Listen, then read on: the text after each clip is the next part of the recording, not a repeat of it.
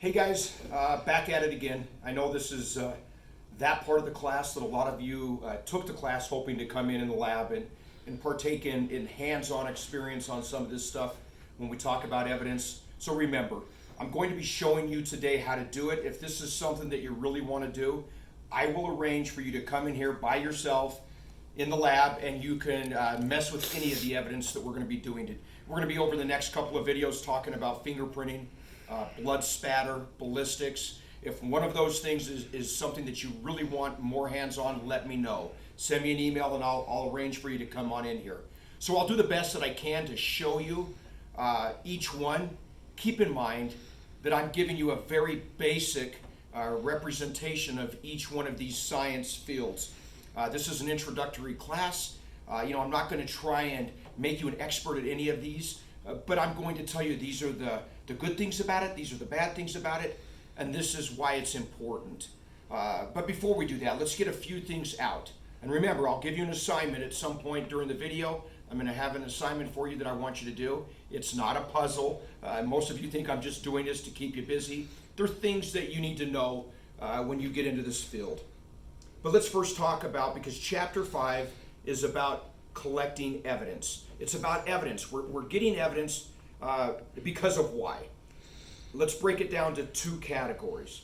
The first is direct evidence. When we talk about direct evidence, this is evidence that by itself, we don't need anything else. We've got a video of you. We've got eyewitness testimony from 20 people.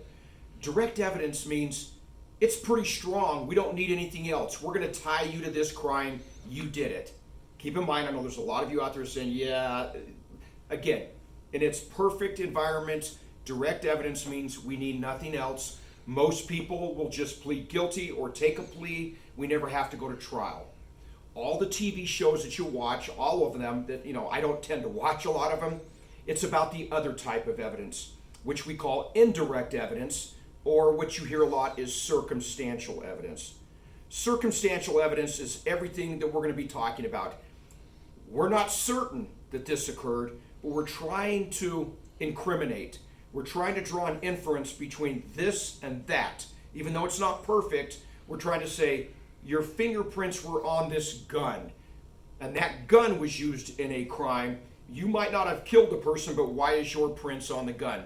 So when we do all this evidence and all these TV shows, it's all about circumstantial evidence. So know the difference between circumstantial, indirect, and direct evidence. We talked last time about the certain classes of evidence. Certainly we're gonna get deeper into that when we start talking about, when we talked about whether the evidence should be material. We talked about whether it's relevant. Go back in the last video and we talked about that.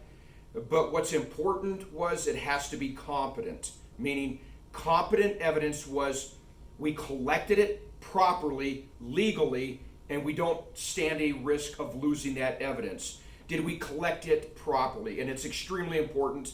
Like I said last time, I'm the worst in this, that I wanted to get out and chase bad guys. You have to be methodical. You have to do your job right. You have to take Locard's principle of exchange into play. Don't contaminate your crime scene. Having said that, what I want you to do for your assignment that's going to be due, you got the whole weekend, due Monday, is I want you to get online and I want you to pull up the FBI Handbook of Forensic Services. FBI Handbook of Forensic Services. If this is your career path, you need to know it anyway. If not, it's a lengthy handbook. Scroll in it, I believe it's on around page 92. But I want you to look at specifically in this handbook is I want you to look at the section on crime scene safety. Crime scene safety, it's about page 92. Just scroll through it. And what your assignment's going to be, I want a couple of pages of you telling me, after reading crime scene safety, that a description of the issues that are raised about being safe in a crime scene. So look at those things and tell me that you understand these are the things you need to be aware of. And I can tell you that we all make mistakes. I can't tell you how many times I've been in the back of a rescue where a paramedic has given me oxygen because I rushed into a crime scene, ends up being a meth lab or some kind of toxic fumes that I should have known better, but I rushed in. So go over that FBI handbook, and on page 92, look at crime scene safety, write me a couple of pages of, these are the things that I should be aware of. I want you to be concerned. These are the concerns about keeping that crime scene safe. I want you to be aware of it. That's your assignment by Monday. Okay, so now let's talk about collecting evidence. When we collect evidence in a crime scene, we have to prove in a courtroom that as a detective, I found that piece of evidence. I might not have been the one that collected it because we have CSI, we have forensic scientists that might pick it up, but I have to show in court that after me finding it on the ground in the crime scene, it has never left my possession. I have to show that it's never been contaminated, that I found it, we collected it very safely, meaning we didn't disturb anything on it, and we impounded it into our evidence locker, and now we have it in front of you after we tested it, that it's been pure the entire time. So understand that. But let's back up first and talk about what are the typical kinds of evidences that we collect from a crime scene. Write these down. Might see them on a test. Basically 7 groups. The first is weapons, and we're going to talk about ballistics in another video. So weapons. The next one's blood. We're going to talk about that in another video. Next, imprints or impressions. We're going to do that as well. Those are the 3 main categories. What we're not really going to do a lab on is marks of tools. That's number 4. Things that are left behind, like if you're using a screwdriver or a crowbar, that's going to leave behind evidence. Dust or dirt traces. We talk about documents, forgery. Lots of crimes are done. All the white-collar crime where forgery is involved. So we impound a lot of paperwork, documents. And then the last one that I want you to be aware of is we do a lot of trace evidence. It's TRACE. Trace evidence are those very microscopic things such as hair follicles.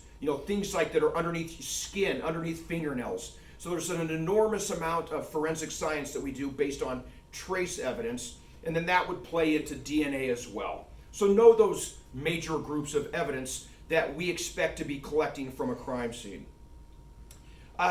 Before we kind of go into this, we're going to be specific in the 3 main categories.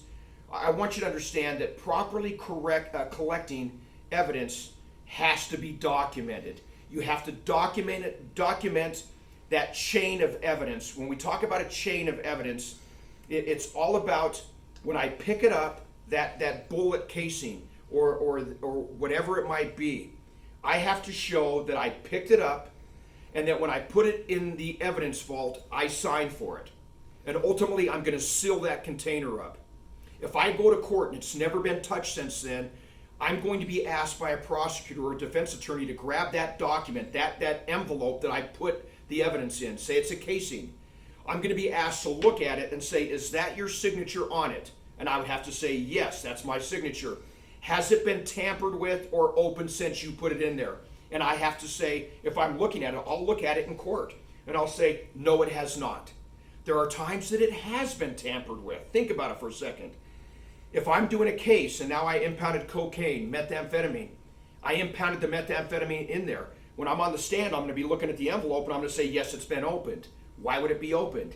It's going to be open because I have a lab that's going to test to confirm what it is. So when that happens, the lab will then come, check it out, and then they will sign on that envelope that they took it out of the evidence vault, tested it, sealed it, and put it back. Now the prosecutor has to put them on the stand, and they have to verify that when they went into the lab, it was not tampered with once Swanson did it. You see how this works? We could have 3 or 4 different labs testing the same sample, and we have to justify every step of the way. Where did this evidence go? Extremely important when we talk about that chain, establishing that chain of custody of who had this package. We see things in the news like, I'm not going to name them specifically, but a law enforcement agency up north that got into a lot of trouble because they did a warrant and they put evidence in the back of a police car trunk, went home for the night, and then didn't impound it till the next day. We cannot prove in court that someone didn't go open the trunk and tamper with that evidence. So I'm telling you right now, don't make those mistakes. Evidence should be impounded immediately. No exceptions, especially when we're talking about narcotics and cash. When you impound money, we do it all the time. You don't go home until it's impounded. I don't want any drugs in your police vehicle. Impounded. Enough said. So chain of custody, extremely important. You're going to be signing it. You're going to be having many, many, many packages of evidence that you're going to be filling out documents. I'll show you that in a later video, the type and typical type of evidence packaging that we use. There's all kinds. We have envelopes, we have paper bags, we have cans. Think about if we're impounding something like a hypodermic device. We don't want to put that in a paper bag. It's gonna get somebody infected in the lab. We put that in cans. So there's all kinds of things that we use to put things in. Biological evidence that we take from a crime scene, like in a sexual assault, again, that's going to be put in something else. In fact, we have kits. We have these kits. You've seen them in the news. These, we call them rape kits, sexual assault kits. It's a kit that comes with 12 or 13 different types of things that we're going to impound. And we're going to impound this into evidence so that we can go to court later. So we'll go over that a little bit later. But remember, the chain of custody, extremely important, because we're trying to draw inferences to people based on circumstantial evidence. Having said that, I want you to read this chapter. Read it, go through it. Remember, you've got an assignment. I'm going to, over the next 3 videos, give you specific examples and things on fingerprinting, ballistics, and blood spatter. But we'll hit that the next time.